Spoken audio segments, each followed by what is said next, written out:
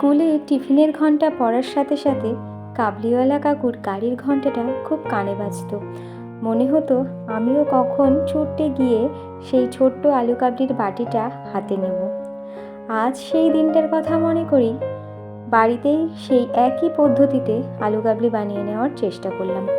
প্রথমেই 3টে সেদ্ধ করা আলু ছাড়িয়ে কেটে তার মধ্যে কিছুটা পরিমাণ ছোলা, শসা কুচানো, পেঁয়াজ কুচানো, কাঁচা লঙ্কা, কিছুটা ভাজা মশলার গুঁড়ো, লেবুর রস, তেঁতুলের জল, অল্প পরিমাণ সাদা নুন, চাট মশলা, স্বাদ মতো বিট নুন দিয়ে ভালো করে মাখিয়ে নিয়েছি।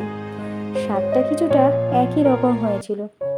আর গার্নিশিংয়ের জন্যে ওপর থেকে কিছুটা ঝুরি ভাজা ছড়িয়ে দিয়েছি। ছোটোবেলায় এটা আমার খুব পছন্দের একটি খাবার ছিল। আপনাদের কার কেমন লাগতো অবশ্যই আমাকে জানাবেন। আর আপনাদের মধ্যে কে কোথা থেকে আমার ভিডিওটা দেখছেন সেটাও কমেন্ট করে জানাবেন। আর আমার ভিডিওটা ভালো লাগলে অবশ্যই একটা লাইক শেয়ার করে দেবেন।